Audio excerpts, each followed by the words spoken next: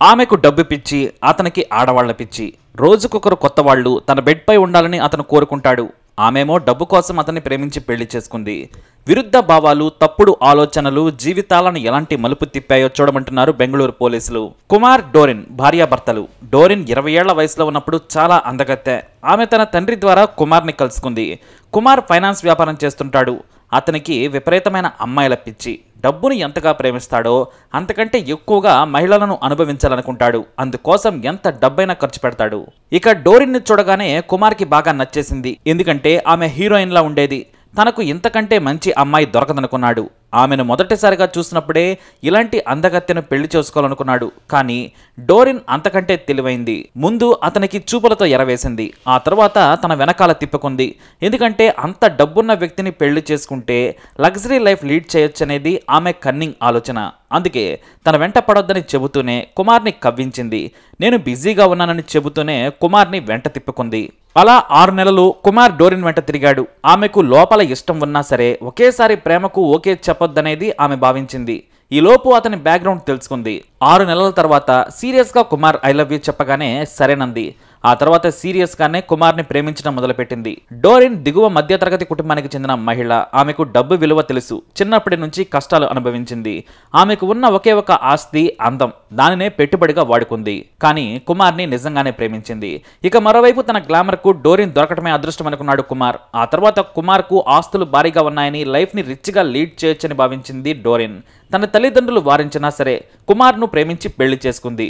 2005లో తక్కువ కట్నం ఇస్తున్నారని తెలిసిన డోరిన్ గ్లామర్ను చూసి పెళ్లి చేసుకున్నాడు కుమార్. వారి జీవితం కొన్నాళ్ల పాటు బాగానే సాగింది. ఇక కుమార్ వడ్డీలకు డబ్బులు తిప్పుతూ బాగా సంపాదిస్తున్నాడు. మంచి ఇల్లు కూడా కట్టుకున్నాడు. అంతా సాఫీగానే సాగుతుంది. పెళ్లైన ఏడాది తర్వాత మళ్లీ తనలోని పాత కోరికలను బయట పెట్టుకున్నాడు కుమార్. అతను తనకు తెలిసిన వారి ద్వారా అప్పులను ఇస్తూ ఉంటాడు. అందులో ఎవరైనా సరే మహిళలు ఉన్నారంటే చాలు వారిని ముందు మాటలతో దింపుతాడు. అసలు వారి క్యారెక్టర్ ఎలాంటిదనేది ఒక అంచనాకు వచ్చేందుకు రకరకాల మాటలు మాట్లాడుతుంటాడు. ఒకవేళ బాగా అందమైన మహిళలు వస్తే మాత్రం డబ్బులు ఇచ్చేందుకు 10 సార్లైనా తిప్పుకుంటాడు. ఎందుకంటే అవసరం ఎలాంటి పనైనా చేయిస్తుందనుకుంటాడు కుమార్. ఇక ఆ తర్వాత బుట్టలో పడేస్తాడు. మరికొంతమంది సులువుగానే కుమార్కు పడిపోతారు. అయితే తన ఫైనాన్స్ ఆఫీస్ పైనే ఒక బెడ్రూమ్ను ఏర్పాటు చేసుకున్నాడు కుమార్.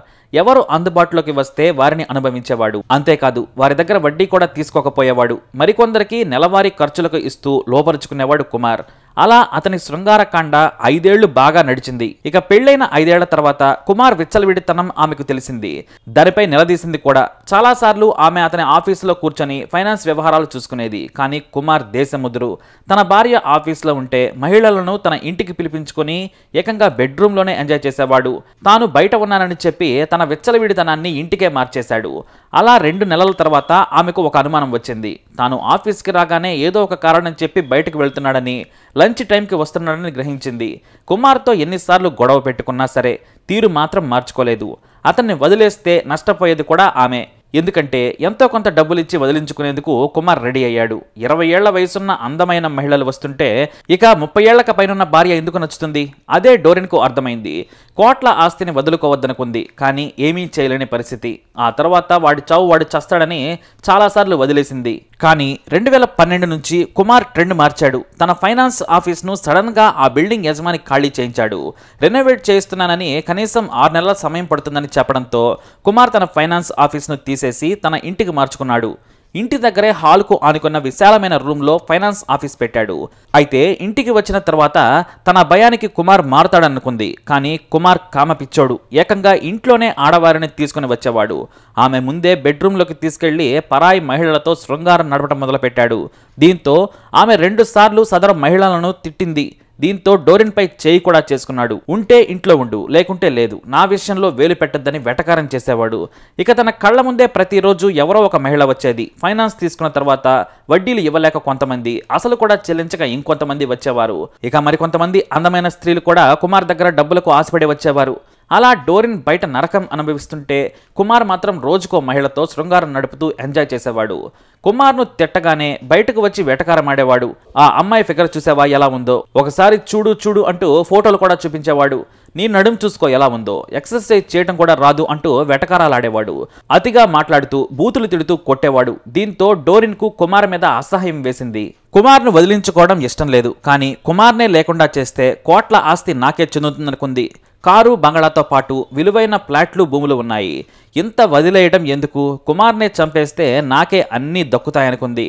కానీ ఎలా చంపాలి, తన చేతికి మట్టంటకుండా చంపాలనేది ఆమె ప్లాన్. అయితే ప్రతి నెల 1వ తేదీన శ్రీధర్ అనే వ్యక్తి రెగ్యులర్గా వడ్డీ ఇచ్చేందుకు వచ్చేవాడు. ఎప్పుడైనా వేరే వారికి అర్జెంటుగా డబ్బులు కావాలంటే తక్కువ వడ్డీకి కుమార్ దగ్గర తీసుకొని తాను బయట ఎక్కువ వడ్డీకి డబ్బులను తిప్పేవాడు. అయితే కుమార్ ఉన్నప్పుడు వడ్డీ తీసుకుని రిసిప్ట్ ఇచ్చేవాడు. అతను లేనప్పుడు డోరిన్ వడ్డీని తీసుకుని రిసిప్ట్ ఇచ్చేది. ఆ క్రమంలో శ్రీధర్కు డోరిన్ పడిపోయింది. శ్రీధర్ అంత అందగాడు కాకపోయినా తన భర్త కంటే బాగుంటాడు. అతను ఎంజాయ్ చేసినప్పుడు తానెందుకు చేయొద్దని భావించింది. ఇక భర్త లేనప్పుడు ఇద్దరూ శృంగారం నిలిపేవారు. అలా వారి మధ్య సాన్నిహిత్యం ఏర్పడింది. అతను నమ్మకస్తుడని భావించింది. అందుకే తన మనసులోని మాటను శ్రీధర్కు చెప్పింది. తన భర్తను చంపాలి, కానీ నా పేరు బయటకు రాకూడదు, ఎంత ఖర్చైనా పర్వాలేదు, ఇస్తానని చెప్పింది డోరిన్.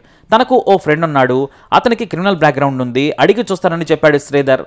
అతన్ని పరిచయం చేస్తే నువ్వు వడ్డీ కట్టక్కర్లేదు, నువ్వే వడ్డీలకు తిప్పుకొని సంపాదించుకో, కావాలంటే ఇంకా ఇస్తానని చెప్పింది డోరిన్. సరేనన్నాడు శ్రీధర్. కొద్ది రోజుల తర్వాత కుమార్ లేని సమయంలో శ్రీధర్ తన స్నేహితుడు ప్యాట్రిక్ను తీసుకొచ్చి డోరిన్కు పరిచయం చేశాడు. తన పేరు బయటకు రాకూడదు, కానీ కుమార్ని చంపాలి.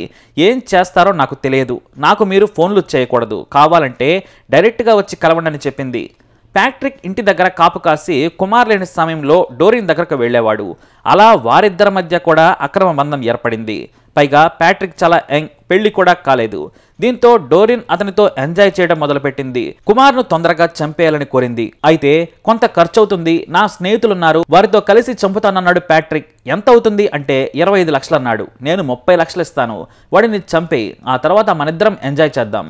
నాకు కుమార్ పేడ ఉండదు, నీకు డబ్బుల గురించి ఇబ్బంది ఉండదు, నీ లైఫ్ను నేను సెటిల్ చేస్తానని చెప్పింది డోరిన్. కానీ ఎట్టి పరిస్థితులలో కూడా నాకు ఫోన్ చేయొద్దు, మా ఇంటికి కూడా నువ్వు ఫోన్ చేయొద్దని ముందే వార్నింగ్ ఇచ్చింది. అందుకు ప్యాట్రిక్ సరేనన్నాడు. ప్యాట్రిక్ తన ఫ్రెండ్ అవినాష్ దినేష్లకు కుమార్ హత్య విషయం చెప్పాడు. వారికి చెరో 10 లక్షలు ఇస్తానని హామీ ఇచ్చాడు. కుమార్ని చంపేందుకు సాయం చేయాలన్నాడు. వాళ్ళు కూడా సరేనన్నారు. అయితే ఎక్కడ చంపాలనే దానిపై వారు రెక్కి నిర్వహించారు. సీసీ కెమెరాలు లేని కెలలి శ్మశాన వాటిక మంచి ప్లేస్గా ఎంచుకున్నారు. అయితే కుమార్ను అక్కడికి రప్పించడం చాలా సులువు.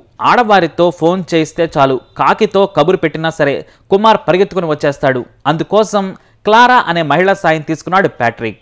ఆమెకు 1000 రూపాయలు ఇస్తారని చెప్పాడు. కొద్దిగా రొమాంటిక్గా మాట్లాడి కుమార్ను ఇక్కడికి రప్పించాలని ఆమెను కోరాడు.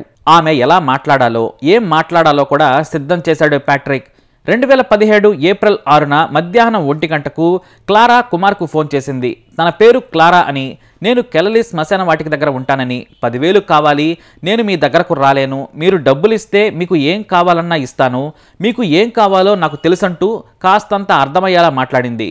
ఆ మాటలకు కుమార్కు మతి పోయింది. ఇంకేమీ ఆలోచించలేదు.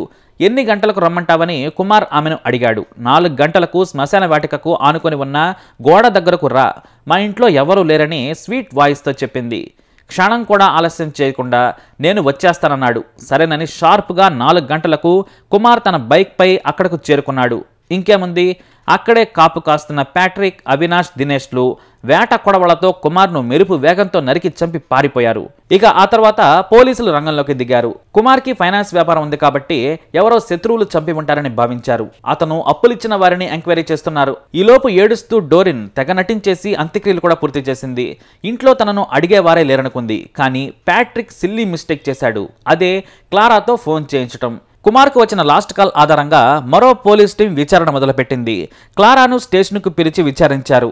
ఆమె తాను డబ్బులు మాత్రమే అడిగానని, నాకేం తెలియదని బుకాయించింది. కానీ పోలీసులు మాత్రం నువ్వు కుమార్తో ఏం మాట్లాడావో వినిపించమంటావా అంటూ సీడీ ప్లేయర్ను ఆమె ముందుంచారు. దీంతో ఆ సీడీలో ఏదో ఉందని క్లారాకు సీన్ అర్థమైపోయింది. నా కాల్ రికార్డును పోలీసులు తెచ్చి ఉంటారని భావించింది. కానీ పోలీసులు ఊరికే సీడీ ప్లేయర్ ఆమె ముందుంచి భయపెట్టారు. నిజంగానే పోలీసులకు తెలిసిపోయిందని, ప్యాట్రిక్ తనను ఫోన్ చేయమని చెప్పాడని, 1000 రూపాయలు కూడా ఇచ్చాడని నిజం చెప్పింది క్లారా. అంతే, పోలీసులకు విషయం మొత్తం అర్థమైపోయింది. వెంటనే ఆమెను తిట్టారు. 1000 రూపాయల కోసం నువ్వెంత పని చేసావో తెలుసా? నువ్వు చేసిన తప్పేంటో తెలుసా? నీకు జీవితాంతం శిక్ష పడుతుందని చెప్పడంతో బోరున విలపించింది క్లారా. తనను వదిలేయాలని పోలీసుల కాళ్లు పట్టుకుంది. క్లారా చెప్పిన ప్యాట్రిక్ ను అరెస్టు చేయగా తానే హత్య చేశానని, డబ్బులు ఇవ్వమంటే తనకు ఇవ్వలేదని డోరిన్ పేరు రాకుండా బాగానే నటించాడు. అయితే అతని ద్వారా అవినాష్, దినేష్ లను అరెస్టు చేసి మంచి ట్రీట్మెంట్ ఇస్తే డోరిన్ పేరు బయటకొచ్చింది. ఆ తర్వాత మళ్లీ ప్యాట్రిక్ దగ్గరకొచ్చి తమ స్టైల్లో మరోసారి విచారించారు. వెంటనే శ్రీధర్ పేరు బయటకు వచ్చింది. ఇక ఆ తర్వాత కొంతసేపటికి చిన్నగా తన భర్తను చంపమని 2 లక్షలు ఇచ్చిన డోరిన్ పేరు కూడా చెప్పేశాడు. తనకు ఆమె 30 లక్షలు ఇస్తామంటే చంపామని బయట పెట్టాడు. అలా పోలీసులు కుమార్ హత్యను చాలా సింపుల్ గా ఛేదించారు. తన పేరు బయటకు రాకుండా కుమార్ను తొలగించుకుంటే జీవితం స్వర్గం అవుతుందని ఆమె భావించింది. కానీ ఇప్పుడు ఆమె జైలు శిక్ష అనుభవిస్తోంది. అందరూ ఇప్పుడు జైల్లోనే ఉన్నారు. లగ్జరీ లైఫ్ ఉంటుందని ఒక పనికిమాలిన వ్యక్తిని చేసుకుని ఆశపడి డోరిన్ మునిగింది. అతిగా ఆడవాళ్ల వెంట తిరిగి కుమార్ హత్యకు గురయ్యాడు. ఇలా దారి తప్పిన జీవితాల గురించి చెప్పి పోలీసులు ఆవేదన చెందారు. ఇలా విరుద్ధ భావాలు ఉంటే జీవితాలు ఇలాగే ఉంటాయి. మరి ఈ క్రైమ్ స్టోరీపై మీ అభిప్రాయాన్ని తప్పకుండా కమెంట్ ద్వారా తెలియజేయండి. అలాగే ఇలాంటి ఇన్ఫర్మేషన్స్ కోసం ఈ వీడియోని లైక్ చేయండి, షేర్ చేయండి, మా ఛానల్ని సబ్స్క్రైబ్ చేసుకోండి.